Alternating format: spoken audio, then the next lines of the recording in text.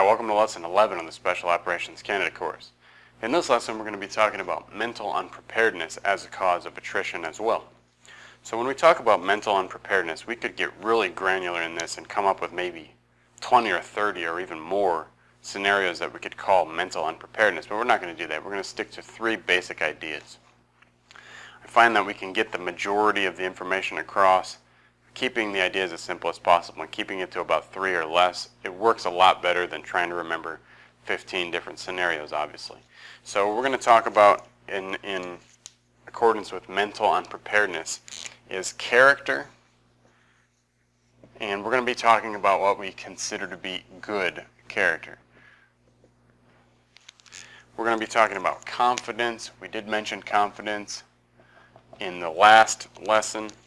And you're going to hear, like I said, you're going to hear that concept brought up time and time again as we talk about attrition from pipeline. We're going to talk about fear. When we talk about good character, what we're talking about are positive traits that influence your success in a positive way.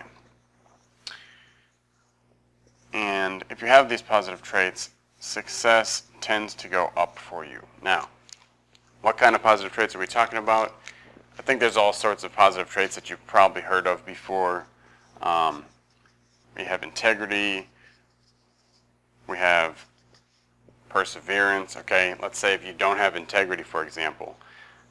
Little side note on integrity. Sometimes people use the word integrity to mean kind of some strange things. And I want to cover this right now. This is what we're talking about when we say integrity. Integrity means wholeness or fullness or being one unit. And what that means is that you have to be in alignment with yourself. Okay? It's personal integrity. It's applied to yourself. You can't apply your idea of integrity to someone else without incorporating their idea of what it means. So if somebody doesn't do what you expect them to do in a certain situation, that's not a violation of their integrity. You might say they don't have integrity, but that really just means that you wouldn't do the same thing in that situation. So what integrity means is that you think, you act, and you say all the same thing. Okay, so in other words, you do what you know or what you believe is the right thing to do. And if you do what you believe is the right thing to do, then you're acting with integrity personally. Okay, so you can't apply integrity to someone else without incorporating the fact that it really is up to their definition of what they think is right and wrong. So anyway, sorry to get off track on that. If you don't have integrity personally, maybe you know that it's wrong to do something, it's wrong to take somebody's gear, maybe you lose something. And if it kind of becomes a me versus them mentality and you choose yourself, knowing that you've done so in a way that you shouldn't have, that would be an integrity problem. And if you get into a scenario like that in pipeline, the instructors are going to see your actions as representative of lack of good character, and sometimes that's going to be a reason for you to be removed from the training pipeline. So this could turn into what we call an administrative drop, depending on the situation, and we'll talk about those pretty soon. And if you lack perseverance, it normally turns into a decision to quit at some point or other. A lot of these pipeline programs are going to test you for these very character traits. It's kind of built into them. When we talk about confidence, we are talking about beginning training with sufficient confidence, but just not having enough to complete it. So if we look at that pipeline triangle again, instead of the no-show who lacks confidence here coming in the door, you actually have it. Okay? The problem is if you're being an attrition from the program because of confidence, somewhere between here and here where you're good to go, you've lost it. So whether it's at the very end or somewhere along the middle, doesn't really matter. If you lose confidence at any point to significantly affect your decisions and your motivation, you could find yourself in a category of attrition called mental unpreparedness. When we talk about fear, you really have two options when it comes to fear. And we're not talking about necessarily fear of failure or fear like that that's more abstract. We're talking about phobia type fears where people are actually afraid of things in an irrational way.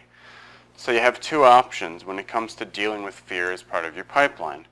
They're pretty obvious options. You can overcome the fear or you can quit. Once again, character traits will lead you to this point. Having a fear that you can't overcome will lead you to this point. having a lack of confidence will lead you to the same point. So obviously, all three versions, character, confidence, and fear, can all lead to an elective decision to quit, which would put you in a mentally unprepared category of people. And the pipeline is designed to test that very thing, if you are willing to quit before you complete it. Because essentially, they want people who are obviously not going to quit and continue on through the pipeline. And it's designed like this. The reason we draw it like this in a triangle is because it's kind of a funnel. A lot of people come in one side, not many people come out the other side. That's just the nature of it.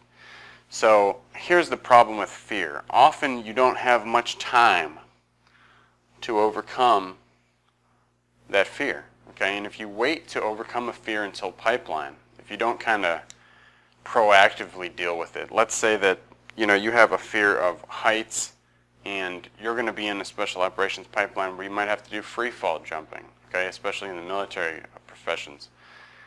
Maybe you have to do free fall jumping. Maybe you're going to have to work from heights. Maybe you're going to work from aerial platforms as a search and rescue swimmer.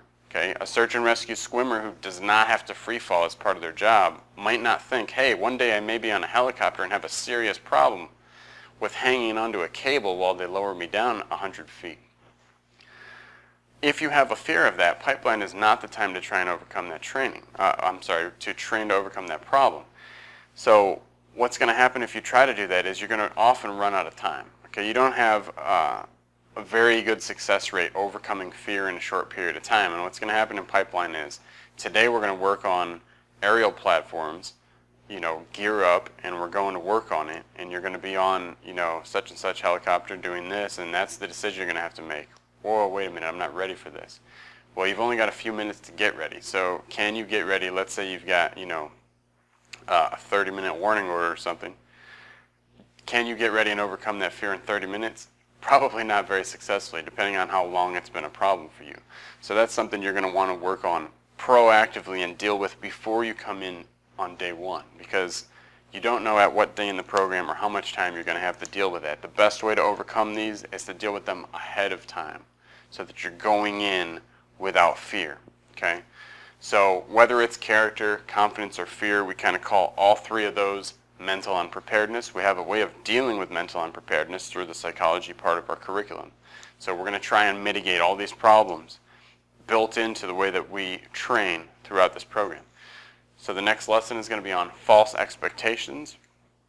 As always, like, subscribe to get the future videos, and visit the website because there's a whole bunch more stuff there at sotfoundation.org. If you have any questions or comments, feel free to contact us by phone, email, comment system, or whatever. Thanks for watching, and I'll see you in the next one.